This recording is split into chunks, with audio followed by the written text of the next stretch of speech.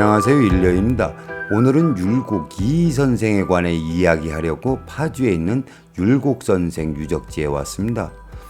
이곳에는 선생의 유품과 일대기를 전시한 율곡기념관과 위패를 모신 자운서원 그리고 율곡선생의 가족묘지가 조성되어 있습니다.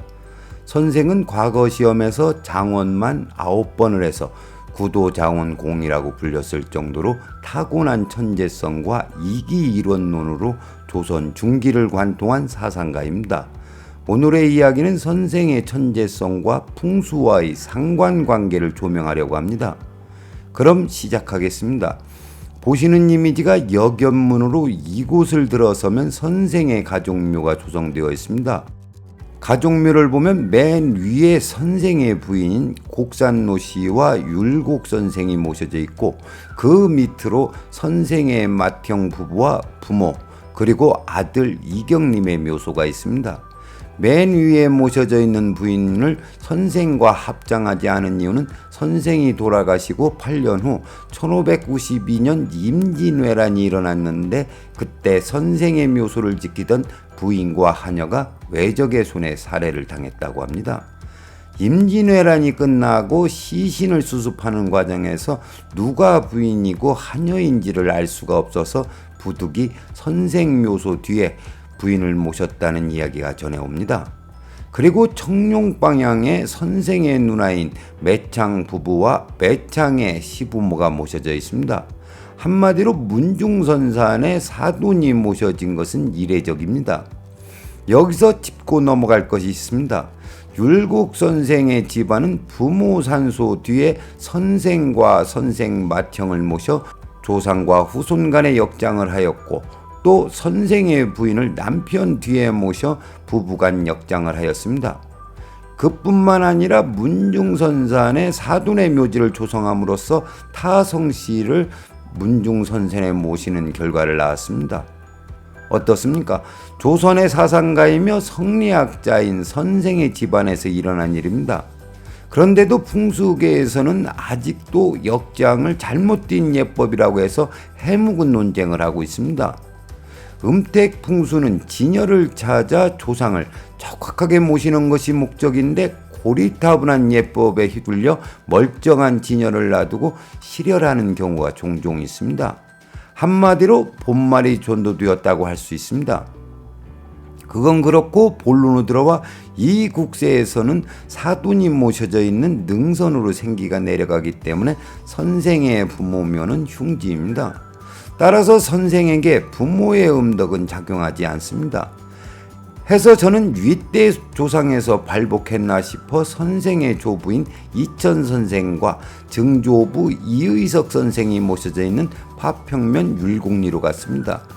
그곳에는 화석정이라는 정자가 있는데 선생이 자주 찾았던 곳으로 임진강을 한눈에 볼 수 있어 좋습니다.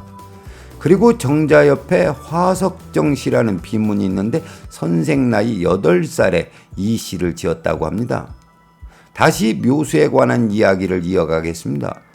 보시는 이미지가 율곡리 산 98번지에 있는 조부 이천선생과 조모 남양홍씨의 묘소입니다. 그리고 다음으로 보시는 이미지가 증조부 이의석 선생의 묘소이며 그 뒤로 증조모 해주 최씨가 모셔져 있습니다. 율곡 선생과 부인 곡산노 씨를 역장했듯 이곳도 증조부와 증조모 간에 역장을 하였습니다.